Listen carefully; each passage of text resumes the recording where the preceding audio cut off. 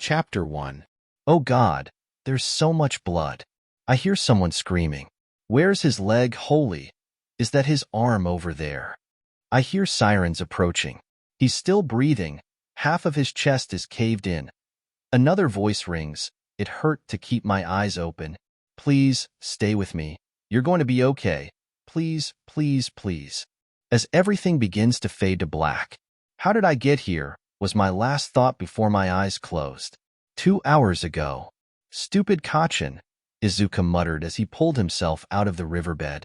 He had just gotten out of school when his childhood best friend turned bully, and his goons decided that Izuku hadn't gotten enough exercise in gym class, so they made sure he went for a swim. Dripping wet, the young green-haired boy crawled up the embankment. His torment had gone on for close to 10 years now. Ever since I was diagnosed quirkless, everyone's been dumping on me. Izuku reached into the water and grabbed his backpack. He started pulling out his belongings. Anything made of paper was ruined, and anything with electronics was unsalvageable, like his phone. I guess I need to come up with some lie again. As the young boy walked down the path he normally walked home, he never had people to hang out with or go anywhere, so it was a path he could travel with his eyes closed and earbuds in. But since his phone was destroyed, he had to listen to sounds of cars and people as he walked. As he passed by an alleyway, he heard a sniffle. Somehow over all the noise of the crowds and cars, Izuku could hear it. Someone was in distress. Izuku turned down the alley and crept toward the sound. Hello, he called out. Is someone there? Are you okay? As he ventured further in, before he stumbled upon a girl who looked his age, with a long black ponytail, and looking on her features, Izuku blushed furiously. Holy super crap, this girl is hot. Are you okay, miss? Izuku cautiously approached, not wanting to startle the girl. She looked up at him with big puffy eyes. Before she wiped away some tears, SNF, yes, I'm fine. You, don't sound fine. Izuku said, how can I help? The 4 most important words he's ever known. A hero is not someone who can stop a crime, defeat the bad guy, and get the girl. It's just someone who sees something they think is wrong and asks, how can I help? It's really not important. The girl said more indignantly. Izuku didn't want to let this go. Someone needed help and he was going to be there. If it made you cry, it has to be important. Please, I want to help you. As he sat down cross-legged in front of her, even if the only thing I can do is listen. He smiled widely at her. The girl smirked. At least he's determined. Sighing before she relented. It's my parents. They don't want me to be a hero. They want me to go to business school and learn to run their company. She watched as the boy never took his gaze off her. I have a strong quirk and I want to use it for more than just designing products for my parents' company. I want to go to UA and be a pro and save people. Be more than what people see. You understand, right? Izuku thought for a moment. Sort of, he scratched his head. I think that's truly special that you want to save people with your power. And I understand what it means to want something that everyone who should be supporting and cheering you on want you for something else. He recalled his mother giving up on his dreams, his father taking off, his friends deserting him, his teachers ignoring him. Tears welled up in his eyes.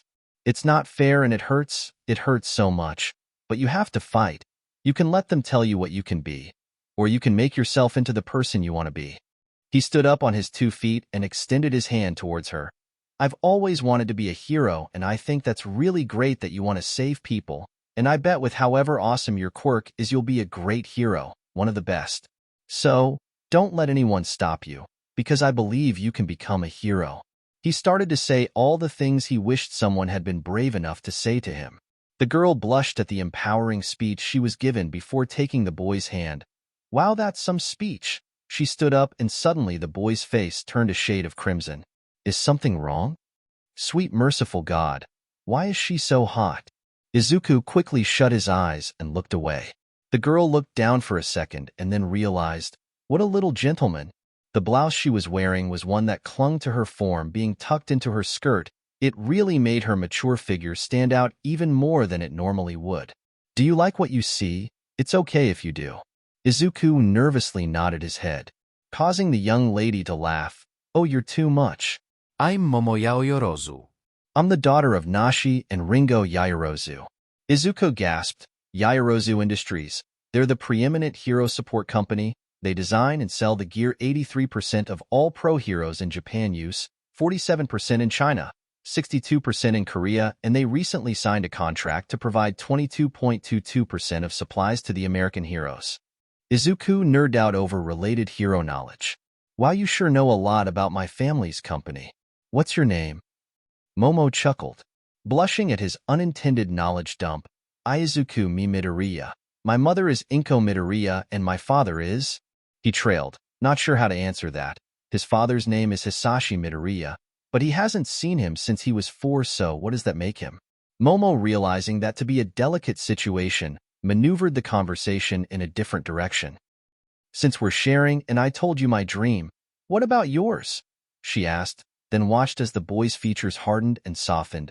Midoriya, I'm sorry, it's okay if you don't. All my life, he clenched his fist, I have had a dream.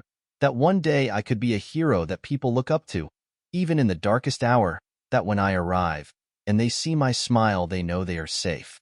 I want to be a hero that saves everyone no matter what. I don't care if I'm the strongest, fastest, smartest, or most powerful. I want to be a hero for everyone. I want it so bad it burns in my chest like a fire. I want something I can never have. Momo looked at his tear-stained face. What do you mean, Midoriya? You sound like a hero already. I'm quirkless, He bluntly said. I can't save anyone. I can't save myself. But you have a quirk, and it must be incredible. You're going to go on and do amazing things, save tons of people, and every step of the way I'll be cheering for you. Believe in yourself. If you can't do that, believe in me, because I believe in you. Momo stared at this strange boy she had just met. Izu, before the sound of cackling cut her off. Well, ain't that just fucking precious? As two figures strode out from around the corner. The first person looked like a 7-foot-tall bear man, his fur-covered arms ending in large, thick claws. The second was a woman wearing spiked BDSM gear while carrying a large spiked whip. The woman strode over, cracking her whip along the ground, leaving gashes in the ground. Aren't they cute together? Do you think they'll look cute when they're in pieces? Maybe, but you heard the lady, she's some rich dad's little. The bear man leaned closer to Momo, which made Izuku pull her away from him. Itty-bitty princess. Then he looked her up and down. Well, maybe not itty-bitty, as he long tongue lapped at his jowls. So, we kidnap her, then you and I can play with her a bit. She doesn't need to be able to walk or even speak really, before we call her daddy and ransom her off. The woman flexed her whip between her hands. I like that plan, the bear man said as he watched out of the corner of his eye as Izuku started to nudge Momo back and away from these kidnappers. And I can have the little boy for a snack?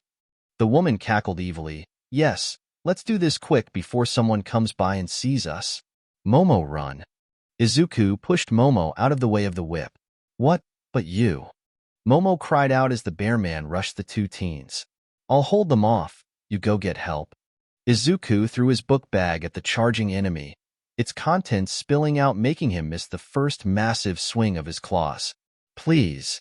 Momo shakily got to her feet and nodded before running off. Oh no you don't, bitch. The woman with the whip says, and she sent it down the alley to catch her escaping target, only to be stopped when it wrapped around Izuku's flung-out arm. Midoriya cried out in pain as the spikes carved deep cuts into his arm, making he bleed like a fountain onto the ground. Momo covered her ears and kept running even as the nice boy screamed in pain behind her. She was feet away from the alleyway entrance, moments from the help she desperately needed. When she stepped out into the daylight, she screamed at the top of her lungs, startling and alerting a passing group of heroes and sidekicks that were patrolling the area. The bear man tried to rush past the boy who had been captured by his mate, when somehow the boy tackled right into him. Wah, how did you? Before noticing that the boy had pulled so hard to get free of the whip that it severed his arm off completely. I won't let you hurt her. Izuku raised his remaining good arm and clenched his fist. I am going to stop you, because it's what heroes do. The woman cackled. Oh, he thinks he's a hero, Bearhead. She called out to her lover. Kill him. The villain gained a nasty gleam in his eyes. Gladly, before smashes the back of his large paw into Izuku's chest, caving in one side of it. Izuku coughed up a large amount of blood as he cracked his head on the opposite wall. He barely had enough time to register that the fangs of the bear villain were rapidly closing in on him. So he did the only thing he could. He kicked right into the villain's open mouth. Bearhead began choking. The brat shoved his foot down my throat. Snarling, he began whipping his head back and forth, gnawing on the leg to shake free his prey. Then with a sickening crunch and nightmarish tearing sound, the boy's leg was wrenched free from his thigh. Izuku slammed down hard onto the ground with nothing to support him now that his leg had been torn off. He heard the villain coughing and gagging, then them yelling something before the sound of their footsteps ran away. Izuku could hear other footsteps approaching, then it was pure madness. So much screaming and shouting he couldn't make heads or tails of it all, but he could faintly make out the sound of Momo telling him it will be okay. So, he did his best to smile before closing his eyes. Author's notes. Oh my god, what am I doing? I need to work on Magician's Secret. For my loyal fans of that, I'm not giving up, just nothing I write is making sense, so it's slow going and I have so many other thoughts in my head and need to clear them out to try and make sense of it all. So I've been writing other stories to sort through the ideas I have. Maybe it will work, maybe it won't. But Mama didn't raise no quitters. Just slackers, so it will be worked on and hopefully I can get something out in a few days. Chapter 2 Douglas. Inko Midoriya had just pulled a load of laundry out of the machine. It was midday, and the stay-at-home mom was busy tidying up until she heard a knock on her front door.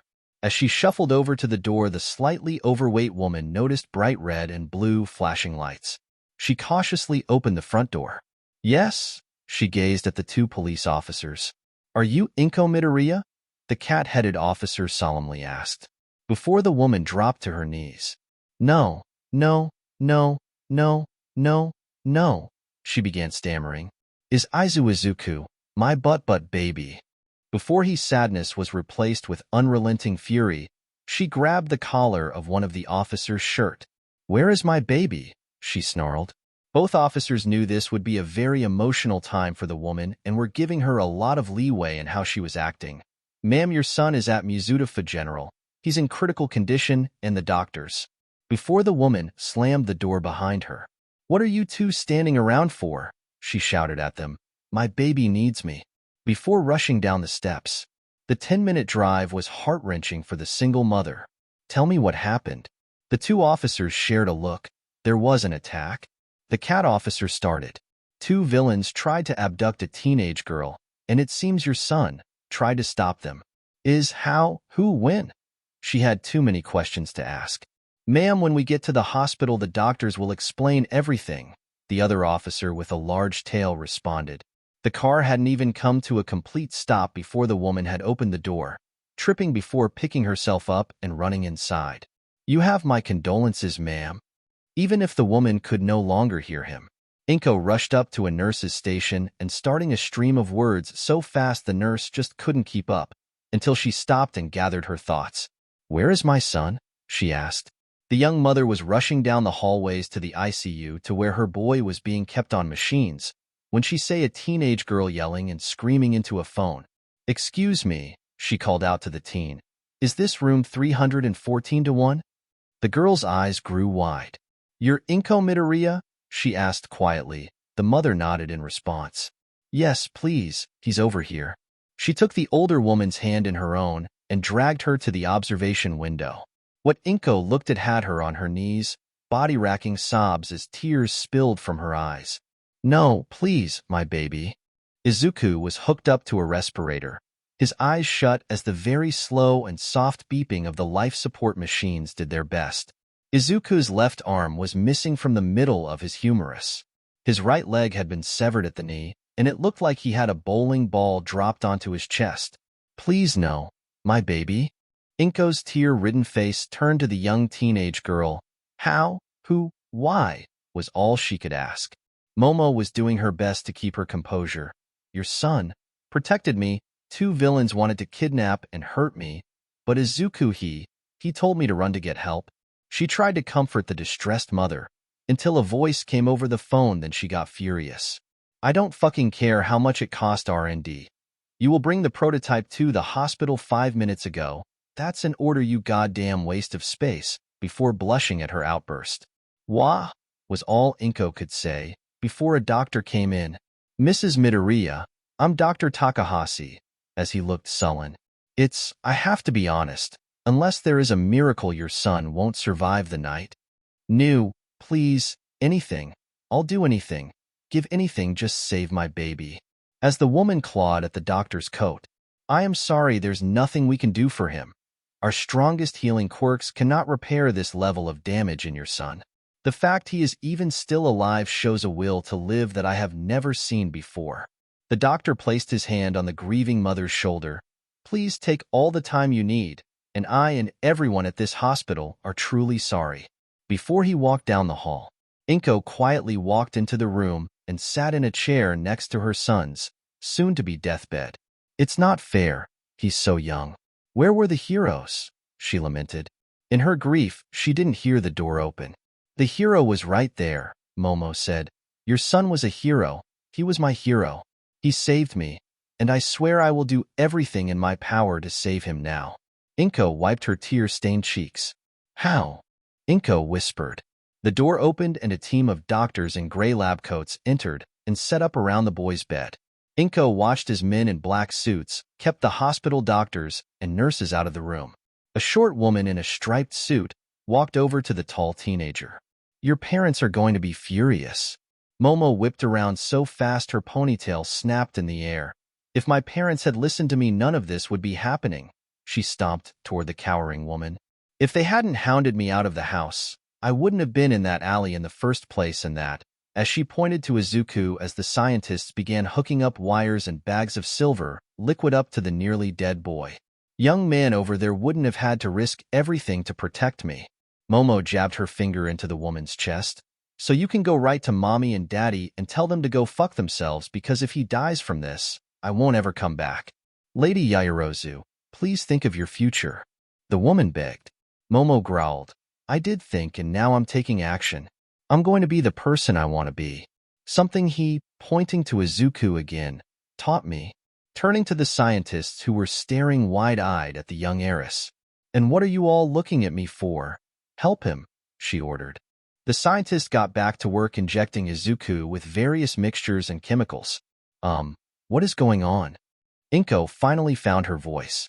Momo created a chair with her quirk and sat next to the mother, Mrs. Midoriya. "My name is Momo Yaoyorozu. My parents' company develops technology to provide the support gear for pro heroes." She gently stroked Inko's hand. "But what are they doing to Izuku?" Inko asked the girl. "We are in the development stage of a new technology, nanomachines. It's a complete prototype of microscopic machines that can be programmed to do anything." She answered, "I hope that with these they can be programmed to heal your son's injuries." Do you really think this will work?" Inko begged, holding on to the hope that there is a chance her son could be saved. "It's the best shot I have." Momo nodded as both women watched the mixture of machines enter Izuku's bloodstream. "Now we have to wait." After the nanomachines were injected, the scientists instructed everyone to leave the room, and they would observe through the window. When they stepped out, the hospital security and the bodyguards were at a standoff, and the doctor who had talked to Inko early was frustrated. "Young lady, you can't just have your people come in and run treatments that haven't been approved by the board on people who aren't your patients." Inko was furious. "How dare you speak to her that way?" She marched right past the private security. "You gave up on my son, and we're just going to let him die. She is at least doing something. Even if it doesn't work, I will be able to rest knowing people didn't give up on him." The doctor threw his hands up and walked away. "Ugh, he's quirkless anyway. Not much to get over." Leaving a stunned mother behind, Inko Midoriya shrieked in rage, and it took both the combined efforts of the private security and hospital security to hold her back. "Ma'am, please," Momo took Inko's hand. "Let's ignore him and watch Izuku." The mother begrudgingly accepted and walked with the beautiful teen and watched as her son twitched in bed, reacting to something. "Momo!" came a thunderous shout from down the hall as a man and woman dressed in fine suits and jewelry stormed down the hallway. "You have a lot to answer for taking those nanomachines that cost over 100 billion yen in development." The woman strode up to her daughter, her father passing by the security and looking into the window. "All for a boy," he growled. "You better have a damn good reason or we'll..." Inko had enough. Or what, that is my son in there. She jabbed her finger into the irate father's chest. He may be dying, and your wonderful daughter is doing everything she can to save his life. The security and scientists watching the back and forth arguments between their employers and a housewife. Before loud screaming came from inside the room. All eyes flashed to the window to watch as Izuku spasmed and thrashed in the bed, screaming louder and louder in pain as deep red lines appeared throughout his body as the coverings on his head, arm, and leg tore off as new metallic limbs and organs formed. His chest filling back up as the nanomachine replicated themselves, dissolving fabric and other unnecessary material in and around the body to multiply into the need atoms for reconstruction. Izuku, Inko screamed as she rushed for the door, only to be held back by the scientists. No, let me go. He needs me. Struggling against the mother. You have to wait until the machines stop assimilating material, or they might take from you next. Inko looked through the observation window as tendrils leapt from her son's body and started covering the various medical equipment before merging back into Izuku. His body began to lessen its violent movements, and his screaming turned into moaning as Izuku settled down. All the observers rushed into the room as Izuku came to. He looked around the room. His vision split as half of what he could see was in infrared, and the rest just looked blurry. He could see shapes moving around. Izuku, sweetie, honey, baby. Inko cried as she held onto her son's hand. Talk to me. Tell me you're all right. Montag, he stammeret. Yes, mommy's here. Inko quickly replied. Where's Momo? Izuku asked. Is she okay? Yes, Izuku, I'm safe. You saved me. Momo called out to him. Then who's holding my hand? Izuku asked another question. Izuku, it's me, your mother. She confusedly responded. I'm sorry, Izuku softly spoke. Don't know who you are. Author's notes. Look, gasp. Izuku has amnesia. I was ready to tell you all the plot twists I had planned for A Magician's Secret, but writing the chapter gave me amnesia. For everything thinking, Steven's Izuku's Momo, not true. I just don't ship Izuku Sochako. Tsuyu is my waifu though. Chapter 3, Take Me Home. What? Inko squeaked out. Sweetie, it's me, mommy. Izuku stared at the woman with a blank expression. I know what a mother is, and I should have one, but I don't know who you are. Izuku looked around the room as his vision cleared up and normalized, with one side still in the infrared, but the detail made it easy to pick up the fine details of a person's face. Momo, what happened? I remember the fight and losing, but I don't. Everything else is as he gripped his head with his new metal arm. Feeling the cool touch of it on his skin, he looked down at it and shouted, What the? How? When? Momo quickly moved up to the opposite side of Izuku and attempted to calm him down. Izuku, wait, please listen. She struggled as he moved the sheets off his legs and shouted again when he said the right one was also covered in the same metallic substance. Izuku pushed off the bed and stumbled to the floor, cracking it with his metal arm as he caught himself. He awkwardly stood up and stumbled over to a metal pan to see his reflection, and he screamed again. His left eye was silver in color with a blood-red iris. Then as he blinked in panic, the red became green and his vision was blinded by intense color. Then when he opened it again, it turned gold with it showing a halo around object. What? Help! When he next opened his eyes, everything was normal, but the iris was glowing blue. Momo cautiously walked behind him. Izuku, calm down, please. She extended her hand out to him. He reached for it almost instinctively and let her lead him back to his bed, the other people in the room watching silently. Izuku, what do you remember of today? Izuku thought and brought up the memories from earlier. I remember climbing out of a river. Kachin and his friends threw me in. Inko gasped.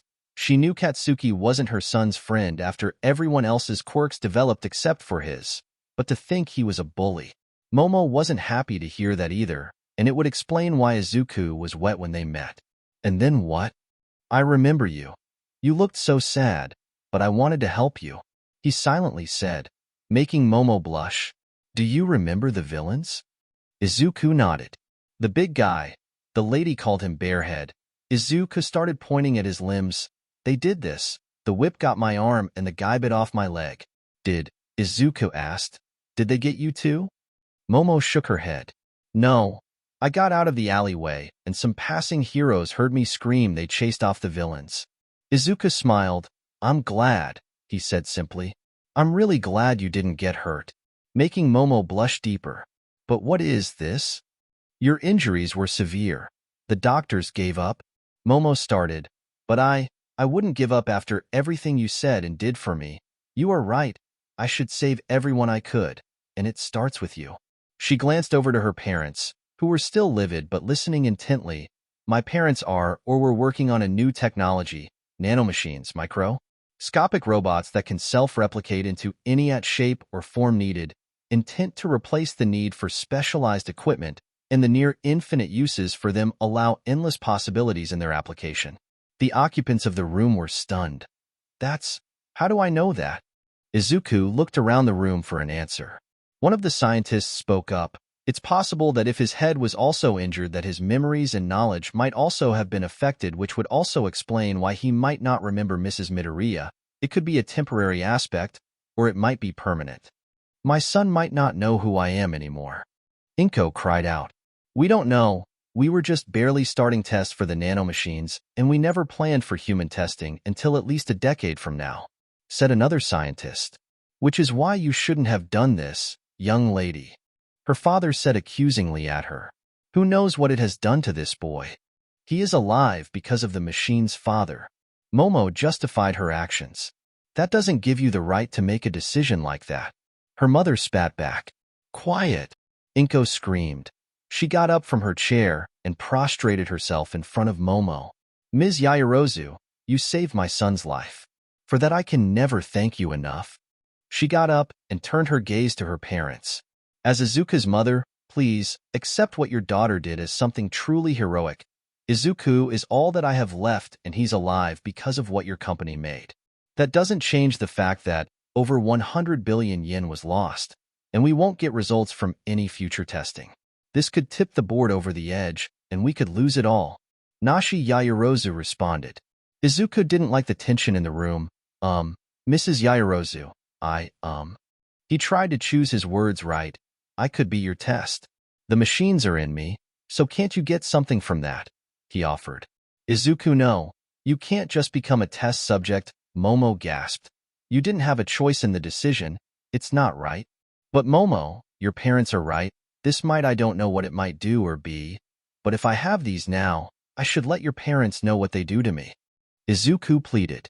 Ringo Yaoyorozu pondered. We couldn't just take you. Too many witnesses. Momo shrieked. Father, you can't be serious about abducting him. Ringo threw his hands up. Not what I'm suggesting, but those machines did things to his body, to what extent we don't really know. So it would behoove us all, for his own safety, to be studied and to determine what level of change those nanomachines had on his physiology. Nashi interjected as well. Additionally, he's a teenager and will be going on to high school soon. So what were your aspects before today, young man? Izuku blushed. I wanted to be a hero. But honey, you're quirkless. Inko said to her son. Momo quirked her eyebrow. Why not even his mother supported his idea, just like mine? Then she had an idea. That's perfect, she shouted, getting everyone attention. What do you mean perfect? The boy doesn't have a quirk and wants to be a hero. Her father scoffed. Yes, she whined. He doesn't have a quirk, just the nanomachines, and wouldn't that be the absolute best-case scenario to showcase and test them out against heroes? She spread her arms out. If he can without a quirk use the machines to keep up with the best this country has to offer, or better yet, surpass them, where else are you going to find a better way to sell it to the world? The scientists mumbled to each other. The Mr. and Mrs. looked at them. Well, would that really work? They asked. Theoretically, there would be no better place besides a highly designed lab. UA has some of the best staff at training and drawing out a person's potential, and it is more capable than us of creating unique scenarios to test new and experimental equipment. One scientist shrugged. Our only complaint is that while there he would have many hours where his actions could not be seen firsthand, or have a method to easily and quickly contact us if there are sudden changes to his body or the machines. So, I would prefer we had someone on the inside, like a teacher or a student. Momo quickly asserted. She looked hopeful. The plan was to get Izuku into UA so he could be a hero, but with this, I might be able to convince my parents to let me go as well. Nashi got a knowing look on her face. No, absolutely not. You are not using this to sneak your way into UA to be a hero, she said. Momo stomped her foot on the floor. Well, what are you going to do? Hiring a teenager who might not get in anyway, or let it be known to some other teen that Izuku is technically the result of illegal human experimentation. Who else but me could do it and understand what changes could be happening to his body? Who else would understand the structures of the human system and be able to help him through this? It's not like he knows anyone else, she shouted. He even forgot who his mother is. He needs someone there that he knows. Her mother and father huddled together for a few minutes and quietly argued back and forth. Fine, but he needs to be under observation for the year leading up to his entrance exam at the academy. How will Izuku do that? He goes to public school and we live down in the neighborhood? Inko asked, the conversation having gotten away from her. But she at least knew Momo was not necessarily on her side, but she was on her son's, and that was all that mattered right now. We will obviously have to move you and your son into our home. It's equipped with its own laboratory which will allow us to monitor anything that happens to Izuku during his time, and we will have him enrolled into Aichi Private Academy. He will be in Momo's classes. What about his friend? Inko was about to say before she was saddened by her own realization. My son has no friends. Even the person who was his best friend as a child threw in him the river like trash. She grit her teeth. I accept. This is the best for Izuku. This stunned everyone in the room. No one had expected Mrs. Midoriya to agree to such a drastic lifestyle change with such a meager fight. Are you certain, Mrs. Midoriya? Momo asked concerned. This is a big change for you and Izuku. If he doesn't remember me, then he won't remember all the bad he went through. Sending him back to his old school, he'll just go through it all again. And I won't let that happen. Not this time. Inko stood up proudly. When should we begin packing? Ringo laughed. Well, I always did like a woman who knew what she wanted, as he pulled out a phone. I'll have movers begin packing up your home and everything will be sent over this weekend. How does that sound? As the adults shared information on how the move would go, Izuku shuffled close to Momo. Thank you, he said. For what? She looked down at him. For being safe, Izuku mumbled. I don't know if I would have been able to live with myself if you had gotten hurt. You almost died, Izuku. How can you be worried about me? Momo asked. Because at least I know I was strong enough to save one person without a quirk, Izuku smiled. For a few minutes, I gotta be a hero. Thank you. Before he slumped into her, causing her to cry out. The scientist rushed over, but after checking him noticed he had just fallen asleep.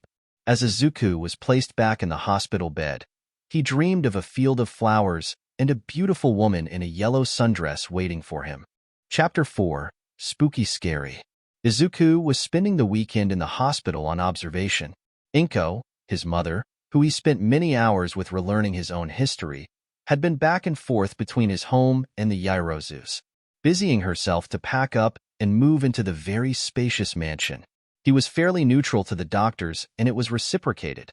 After Inko had spent 3 hours screaming at a hospital administrator in the lobby about his doctor's comments towards her son, they reassigned him a new doctor to study him. Inko, God, sorry mom, that's going to take some getting used to. Izuku mulled. She told me the doctor I have now was the one who originally diagnosed me quirkless as a child.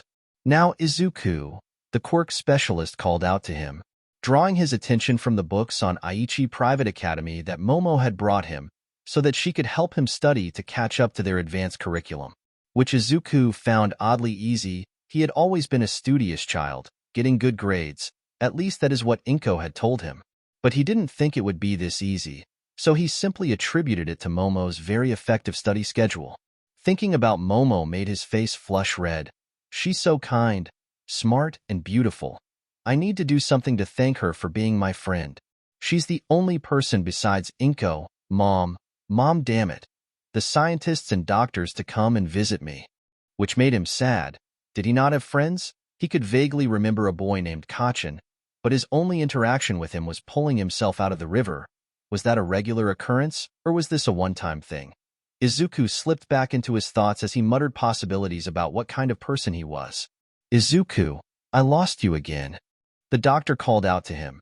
And if what your mother tells me, that isn't a side effect of the operation. Sorry, Izuku started. The doctor raised his hand in defense. It's quite all right, amnesia is somewhat rare. So it isn't uncommon to see those who suffer from it question the memories they have or don't have. But I would like to check and see if you are in an adequate shape to be discharged tomorrow. As he wheeled some machines over. Sure thing, Doc. What do you need? Izuku, who decided if he can't remember much about his past, he would dedicate himself to the one aspect he remembers, being a hero. So he watched heroes on the news. He thought a lot of them were pretty cool, calm, and collected, rushing into danger and saving people. But the hero that really got his attention was one who was giving an interview. The hero would spend his free time finding lost children and taking them to their parents, or just saving a cat in a tree. The knight-like hero said something very impressive, to Izuku at least. Whether I'm stopping a villain or just helping an old lady carry her groceries, it's heroic, because it matters to them. Helping people with their problems is what a hero's job is. Well, Izuku, I would like to take an X-ray now, as he set a camera up over Izuku's not metal foot. I want to see if the changes had any other side effects. As he turned his back to head to the button to fire the camera, he heard a scrunching sound. He hastily looked back at his patient and watched wide-eyed as Izuku's left arm had grabbed the camera and ripped it off its rotating arm, and Izuku was just studying the thing. Before black metal tendrils threaded themselves from his fingertips and he started to absorb the camera. Izuku, are you? He asked. I think so, but now my eye sees through stuff. Izuku looked around the room. Like skeletons and things. The doctor pulled out a pen and paper, writing notes. I believe you integrated the technology into yourself and modified your artificial eye to emit X-ray radiation. He sounded impressed. Really, that's kind of scary.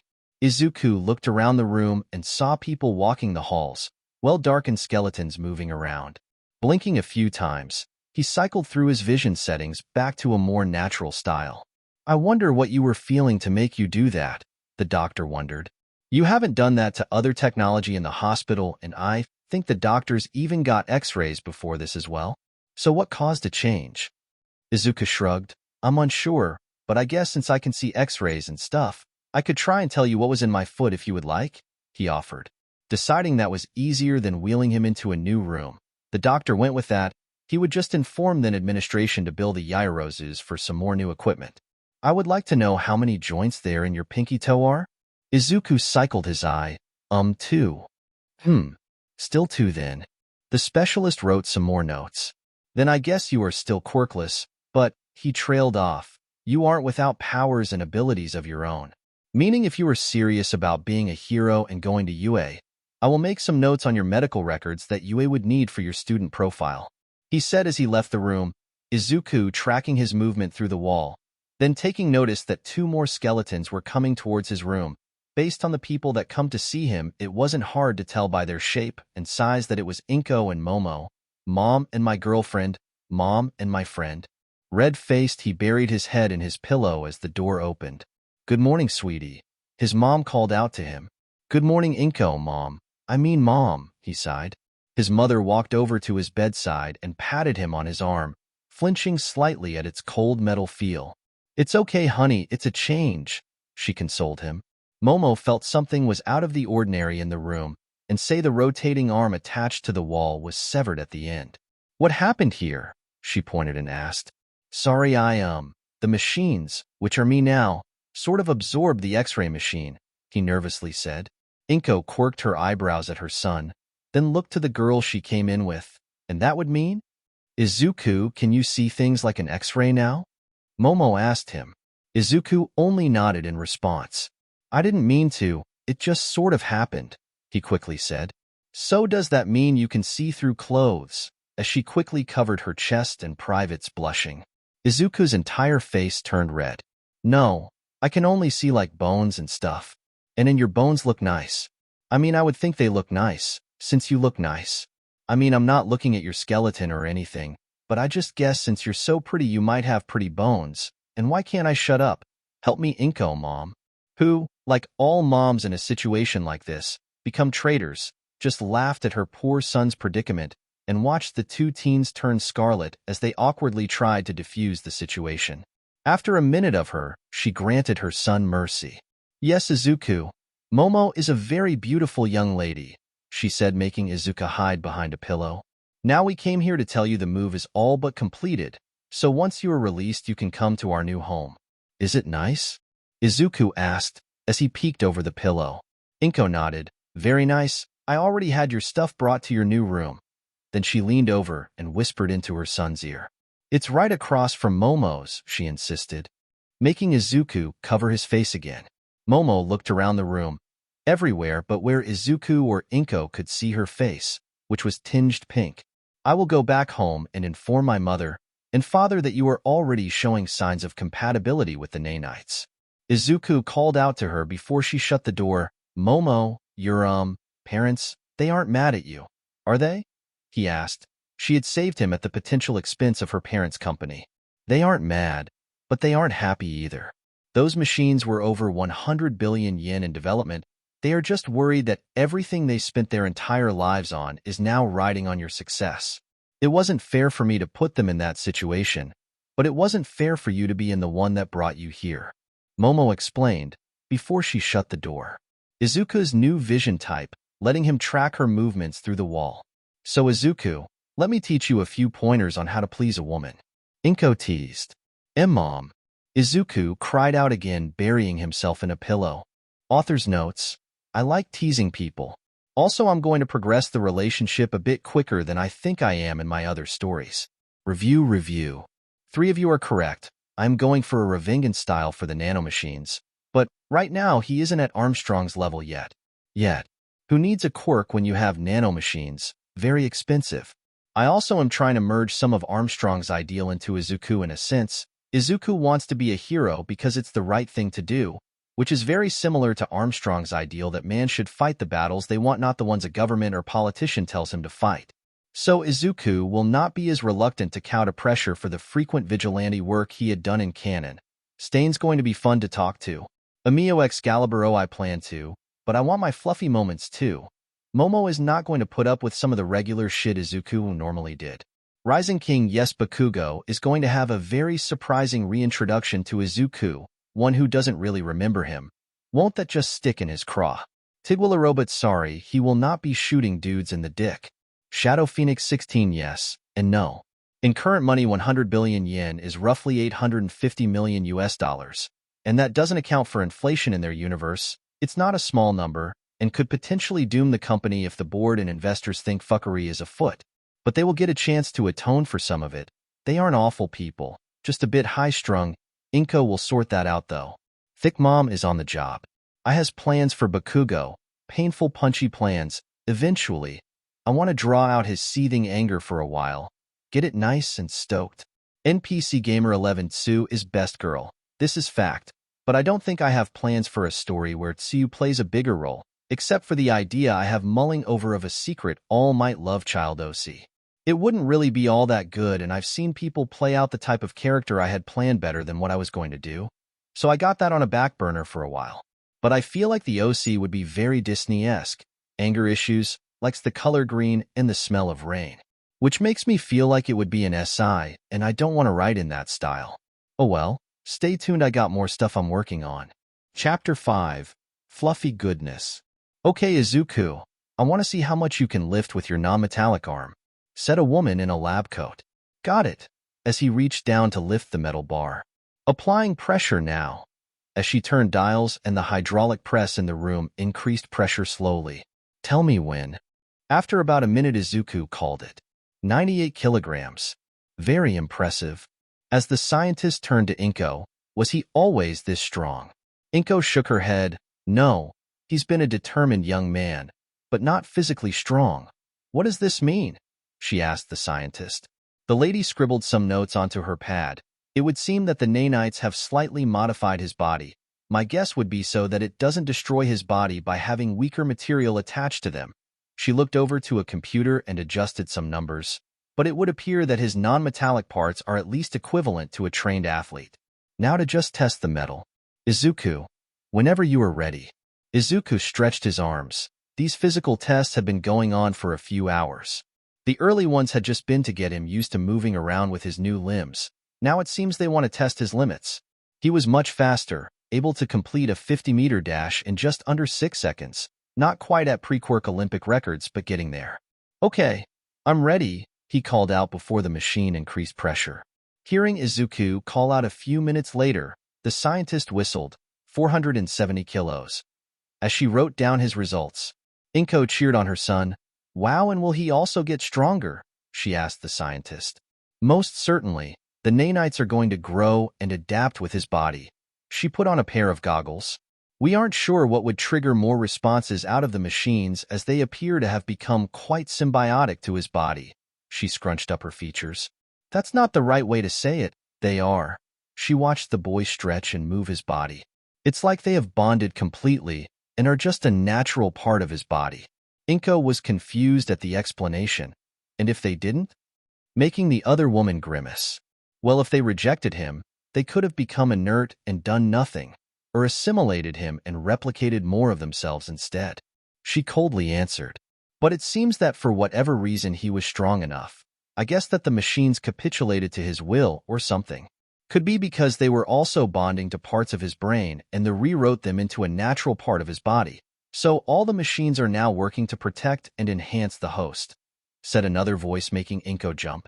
She had forgotten about the other scientist. He was the lead developer for Yaoyorozu Industries. And he was strange. Yes, Dr. Hijo Shikina, you're probably right. That's more scientific than his determination was enough to subdue them, said the female scientist, completely unromantic in every way. She didn't mind working with the doctor in short bursts. He was truly brilliant. But he, like his namesake, was insane.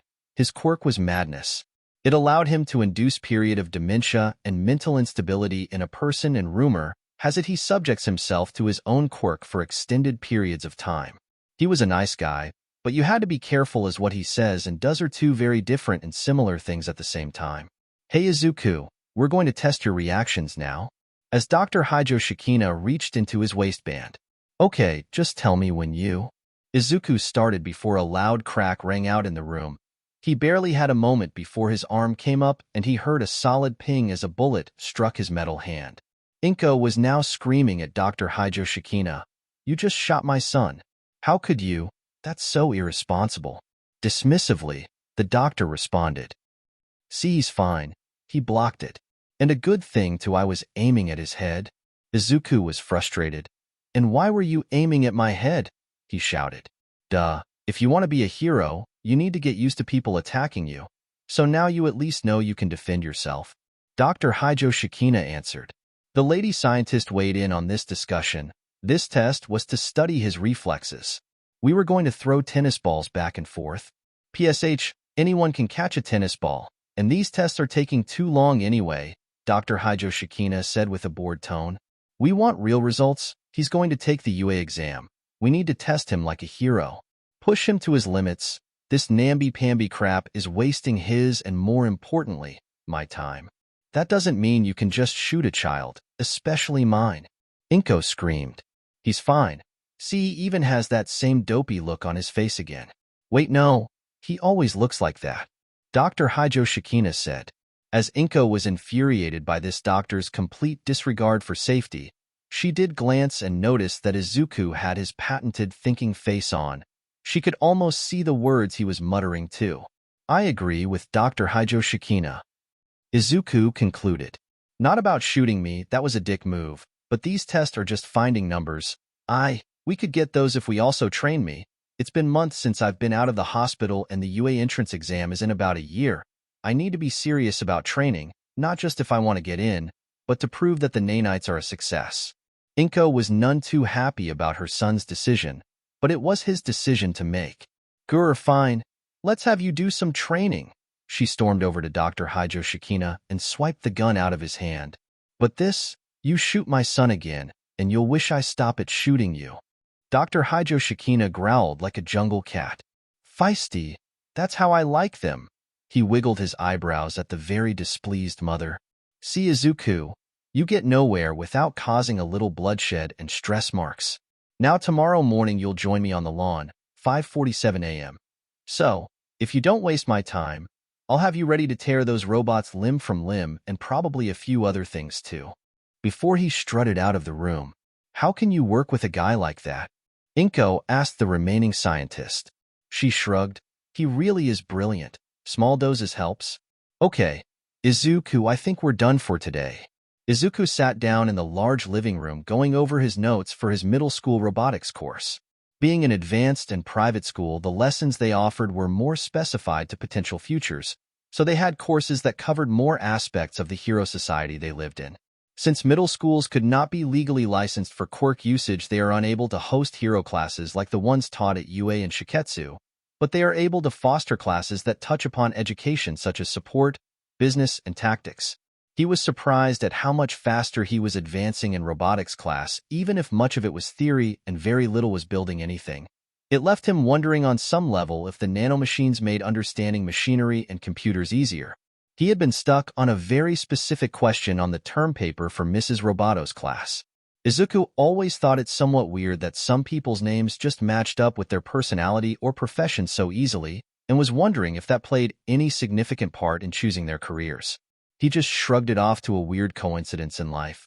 Like how I feel like sometimes events just move faster until something important happens. Izuku was pulled from his thoughts as Momo sat down next to him. Hey, you still on the same question? She politely asked. Izuku looked up from his textbook. Yeah, I know what answer she wants me to write, but... He trailed off. You know that there is a better answer, but doing so would be counted against you. She finished his thought for him. Izuku nodded in return. He dropped his pencil on the coffee table. Even in the advanced classes, the stuff is still the same. Answer how the teachers want you to answer, even if you know it's wrong. Middle school's the same everywhere you go, I guess. Over the months, his memories had been returning slowly. Mostly just what happened. There was some issue where the emotions he would have been feeling at the time the event occurred didn't return with them. He understood that he had a terrible time in school, but now to him it was all so far away. It made him wonder if it was healthy to have this much of an emotional detachment to his own past. Ugh, I would hope not. Momo groaned. As much as I like a solid education, if every school was filled with the same type of people, I would go insane. She flopped back into the fabric. In public, she was Yaoyorozu, the beautiful daughter of one of the richest families in Japan. In the regular business meetings she sat in on, she was Ms. Yaoyorozu, expected future CEO of the entire company. Even at home, she was Lady Yaoyorozu to all the servants and employees that managed such a luxurious manner. But here, when it was just her and Izuku, she was Momo, not a rich girl, not the next big boss, not the master's and mistress's daughter. She was a teenage girl sitting with a teenage boy, nothing more, nothing less. Unless I wanted more? Suddenly blushing at the thought. It's not that bad, he said back, as she stretched herself out on the couch. I mean, sure, Aichi is different than what I'm able to remember, but... Momo stopped him with a confused look. Seriously, you want to go with it's just different? She questioned. Half the student body are already in arranged marriages to someone else. The other half is so high on their own fumes I wonder if anyone has ever told them no before. Well, you told that one guy no the other day. Izuku scratched his cheek. Because I'm not going to be some plaything for a spoilt rich kid waiting for his grandpa to kick the bucket and claim his meager inheritance. She tossed a pillow at him. But you still said no to him. He caught the pillow and placed it under her ankles. He knew Momo was in a comfy mood. She just wants to vent and stuff. She'll grab the remote and put on some mindless action movie in a minute. Momo laughed. And how did he react to that? She rhetorically asked her friend. Izuku relented. Poorly, making her laugh harder. And how did you react to him reacting? She teased. Izuku blushed and hid his face. I'm sorry, I didn't mean to. They got him out of the trash can eventually. At this point, Momo was cackling madly. Yeah, the fire department had to come and use a metal-cutting quirk to get him out. She grabbed the remote, just like Izuku knew she would, and began channel surfing. He shouldn't have tried to hit you, Izuku muttered, before Momo began prodding him with her feet. And I think it's very sweet I have my big, strong knight in shining armor to defend my honor. Before she sized him up, well, maybe not big, or all that strong, and your armor is more matte than shiny. Hey, maybe you should try returning the favor sometime then, he indignantly stated. Oh, are all the girls chasing short, green, and cuddly now? Well, not now, but it'll happen eventually, maybe. Fine. I promise to make sure all the other girls know you're mine then. Before she blushed realizing what she just said, Izuku found an opening to return fire. Oh, yours am I. Tell me again, how you'll protect my innocence from those evil succubi. He crawled over her legs and crept up her body. Zuku, Momo whispered. Yes, Momo? Izuku stopped so his face was even with hers. All proprot. As she stammered out her words, the sound of a throat clearing made Izuku jump like cat off Momo and fall to the floor with a loud thud. Yes, I would prefer if you didn't try to molest my daughter in my own living room, young man, Nashi said to Izuku. Over the months that the Midoriyas had been staying at the manor, she began to take a liking to the mother and son. She and her husband knew they were harsh at the hospital so long ago, but it was a very stressful situation, one she could have handled better. But as she got to know Izuku, she saw that while his memories had been affected, every piece of information she could dig up on the boy showed that his natural heroic nature remained intact, so she knew he was a good boy, and good for her daughter's budding confidence. As a result, this was not the first time she found the children seemingly prepared to take their relationship from friendship to something more. It did disappoint her that her own daughter still lacked the confidence to go all the way. God knows I did before I was her age. What was that, Mom? Momo shouted in annoyance at the fact that another romantic moment was being ruined by another interruption. I said if you wanted Izuku to screw you silly, do it in one of your bedrooms, with the door locked. She also shouted back, knowing that a comment like that would win her the game she played with Mrs. Midoriya. Having Inko around the house was like a dream. She had never had much time for female companionship, with devoting her life to her work, and the staff were always too timid to speak their mind. But the first time Inko and herself were leaving a parent-teacher conference at Aichi, as all the parents want to see how their money is being spent, when she called the headmistress a complete and utter windbag, they got along famously. Inko had no problems with integrating into the high society, and her down-to-earth nature let Nashi let loose in more common ways. And now having a second person who was there to tease the children was just the icing on the three-tier wedding cake. Imam PL please, Momo cried out in denial. Mrs. Yaoyorozu, I wasn't going to tutu. Izuku scuttled away from the couch. With a devilish smirk, Nashi crossed the room. Don't give me that. If you think you're ready to pin her to the couch, you better be ready to make a woman of my daughter. As she grabbed the remote and flipped over to one of the more risque channels, before running full tilt out of the room as Momo created objects to throw at her. Geez, the nerve of that gore. Momo snarled, cheeks a deep scarlet. I know, I wouldn't do that to you here. Izuku agreed. Not here, but somewhere. She glanced at him shyly. Well, you're like my best friend and stuff. And I think you're really pretty and smart and fun and cool and funny and... Before a finger was placed on his lips, silencing him. I might be thinking the same thing, she demurely said. So, what does that make us? Izuku asked. Late for dinner, is what it is. Inko shouted as she stuck her head in the room, having been tipped off by Nashi as to what their children were doing. Before she laughed as Izuku started yelling about evil mothers, she closed the door. Momo got off the couch and turned off the TV as she walked to the door leading out of the room. She squeaked in surprise when Izuku's hand slid into hers. Both teens had blushes and smiles on their faces, and the mothers were struggling to suppress their giggles while they ate. Later that night, who was watching porn in the living room? Ringo shouted, causing Izuku and Momo to wake up in their own rooms. And not even the good stuff, Mr. Yaoyorozu added. Author's notes, bwahaha, no one can stop the fluff. I got some comments on my other stories that I make my characters a bit of whiny little bitches, so to speak. So I decided, well, let's make Izuku a bit more confident and see where it leads me, but then I decided they need to be cute together, so I'm working that in. Yes, the fantastic Dr. Hijo Shikina is not a good role model, but his methods do get results. Slow and steady to learn everything doesn't work when there is a time limit. So instead of All Might's American Dream plan, it's going to be Dr. Hijo Shikina's that wasn't supposed to explode sort of plan. Izuku with proper training equipment and supervision beyond what a lone lunkhead can do.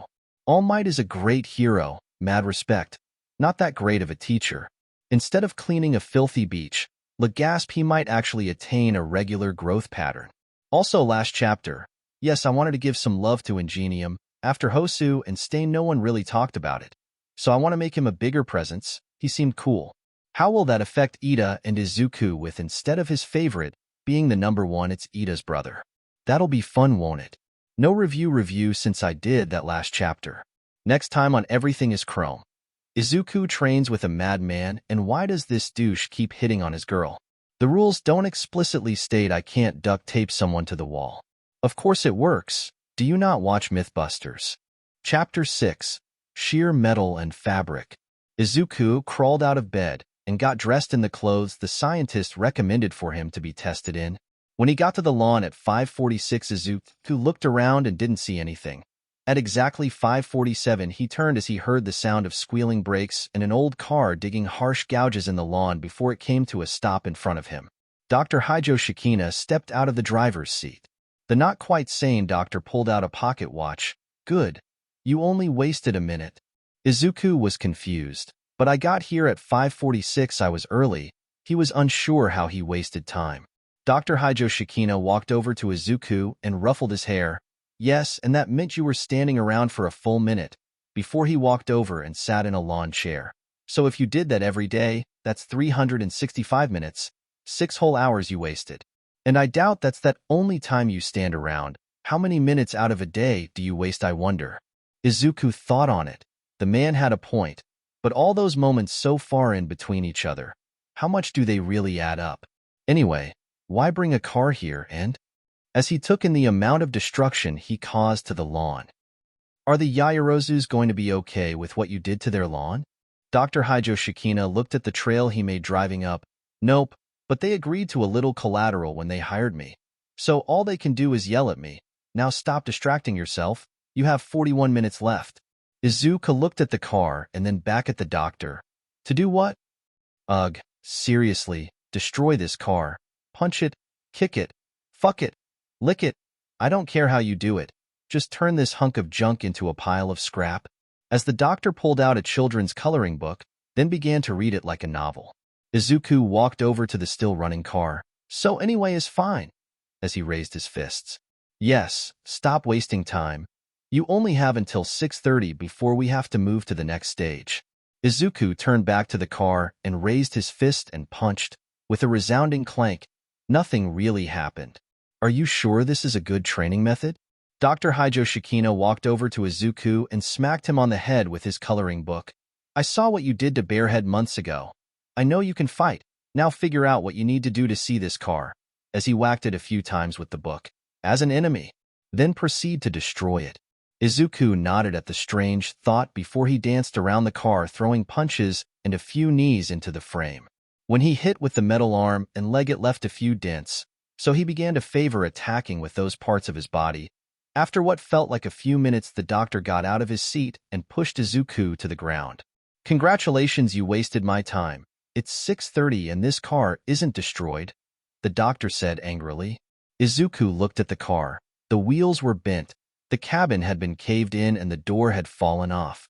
It looks pretty messed up to me. Of course you would think that, you little shit.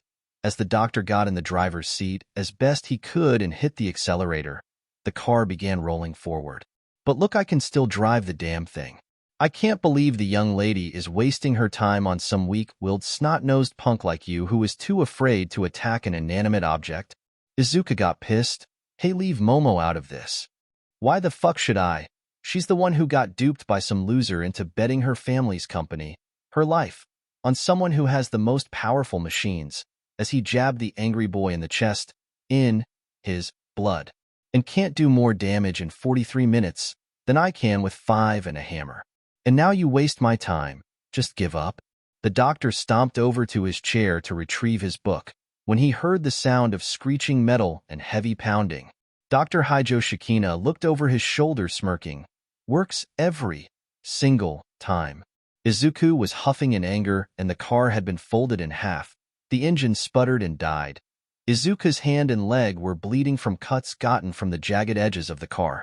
The doctor casually pulled out his pocket watch. 15 seconds. Next time, I better not have to motivate you into doing something properly, otherwise, blood will be shed, as he leaned to the boy. And it won't be yours, he threatened. When Izuku walked back into the house to shower and ready himself for school, he got stopped by Momo, who was coming out of hers in a sheer nightgown. Izuku squeaked as he could see the outlines of her breasts in the fabric, before he covered his face and ran into his room. Izuku, I just wanted to see how the first lesson with the madman went, she said while knocking on his door.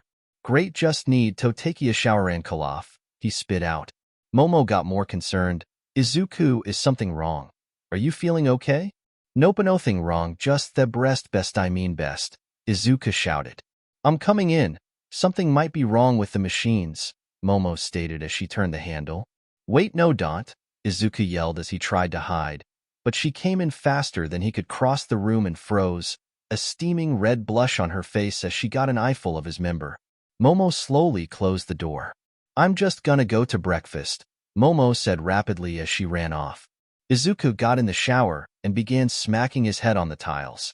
At the dining table, Momo sat down hard, alerting the other occupants, which were the parents. So Momo dear, what got you all riled up this morning? Said Ringo. Momo looked down. Nothing. I don't know what you're talking about. She tried to play innocent, when the mothers began snickering. And what do you two have to say about it, huh? Inko snorted. Nothing.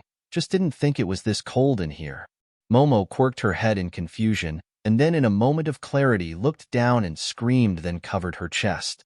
Izuku. She realized that she had all but gone out of her room naked. Nashi took the easy shot. Is Izuku making his way up Mount Momo? Compared to the three women, Momo easily had the largest of all their breasts. Mam no, Momo defended herself. I just saw. Ringo put down his paper in the same way that all fathers do. Wait, you saw? What did you see? He interrogated. Momo blushed and stammered. Nothing, Dad, just a snake, Inko answered for her. A rare trouser snake. Well, that's fine then. Seeing your boyfriend's penis isn't anything strange, Ringo said bluntly as he raised his cup to be filled with coffee from the maid. All the occupants of the room looked at him as though he had just confessed to being All Might. What? Ringo looked around the room. They like each other. I'm not some stereotypical idiot dad who can't see it. I just ask that they be safe. He raised his newspaper and grumbled. Not wasting a good plotline trying to keep them apart. Won't do anything, and that just results in a musical number. No, sir. Not this guy. As he lost himself in his own world. Okay, then if everyone is happy with it, I'll start drawing the marriage contract. Now how many dozens of children do you think they need? 3 or 4? Nashi asked Inko. Oh, I love babies, so let's go with an even 50, Inko replied. Moms, stop it, Momo yelled. Inko squealed. She's already calling me mom too, as she grabbed the teen girl into a hug. Ooh, I'm so happy. Izuku walked in the room and hoped he wouldn't have to make eye contact with anyone. But the sight of Momo struggling to get free of his mother's hug and the giddy look in Mrs. Yayarose's eyes made him slowly start backing up. Izuku, help! Momo seeing her only option for salvation. Izuku tried to turn to run, but his mother used her quirk on him. Not enough to stop him, but it slipped his foot slightly, making him stumble. Oh no, sweetie! Nashi crossed the room faster than one would think a middle-aged woman could, before she grabbed him and dragged him to sit next to Momo, who was still covering her chest. You need to sit with her, get more comfortable with her wearing so little, as she turned the boy's head to stare at the blushing teen. We, need to get ready for, Izuku started to say without actually looking away, even though her mother was no longer holding his head, but he paused for a while to burn this image into his mind. School, Momo whispered. While enjoying that the boy was so enraptured with her, she didn't like that everyone, including the staff, were having an absolute ball with their interaction. Izuku, school, her voice barely audible. Izuku swallowed. Yeah, that place, he said, wrenching his head to stop staring. Need to, learn? His breakfast placed in front of him as the maid giggled and walked away. The morning meal was so awkward for the teens, as their parents would guffaw at everything they did. When the pair walked out the gate, Momo questioned him about the lawn and the destroyed car. It was training. That's unusual, Momo said. It was with Dr. Hijo Shikina, Izuku shrugged. Oh, that's very normal then, she admitted. Anything unconventional with regards to their infamous employee was within the bounds of reality. She climbed into the limo as Izuku held the door for her, before he got in behind her. So you have a year to train for the UA entrance exam then? She asked. Yeah, about that long. What about you? Izuku wondered about how Momo was going to get into the school. When he did ask, he noticed Momo frowned. What's wrong? Recommendation, she quietly said ashamedly. Izuku was stunned. Wow, I knew your quirk was strong, but to get one of the recommendation slots, that's incredible. Even Ingenium did get in that way, he praised the distressed girl. So why do you look so sad about that? Momo sniffled. Because I didn't earn it. My parents made a massive contribution to UA. So in return the board of directors gave the slot to me, which I didn't earn. She yelled, unaware that her voice had been growing louder during her rant. That's not true, Izuku comforted her. Your quirk is amazing, probably the most useful quirk in the world. You can make anything, and you're also the smartest person I have ever met too, since you have to know how everything works. If that isn't enough to deserve a recommendation, then nothing does. Momo rubbed her eyes. I disagree, but thank you for believing in me all the same. Anytime, Izuku said as he draped his arm around her shoulder and pulled her into him. They spent the rest of the ride up to the school in each other's arms. Author's notes. Oh, look how cute they are. Let's throw a wrench in that, shall we? Let's start with review. If I don't answer to you here, I might have done it next chapter. Links King Solomon first of. Happy that you are enjoying this so much. Dr. Hijo Shikina, which translates to insane, if a fun character to use. He will show up for a while. Wonder what might happen if a pink-haired inventor met this man. As for, let me teach you a few things about a woman. That wasn't intended to come off as incesty. My bad. It was more, let me give you advice on what a woman wants to hear, and maybe a few explanations on how to move your body to find that good spot. I have no intentions of starting an incest story yet. As for the joke, I honestly have no idea what you're talking about. NP Gamer 11, my bad. I was typing it and it made sense as I did so. I will try not to make the same mistake again. Codus, fine, I swear Izuku will not consider building a giant nuclear-equipped mecha ant with giant chainsaw arms to save the world. Someone else can do that. We have enough lunatics with superpowers to pull it off. Celsi sexy times will come later. I'm not sure how fast this relationship will progress. It's different than the one with Momo and Itsuka and AMS, and Izuku and Iba in Love Smash. So I will have different pacing for those stories.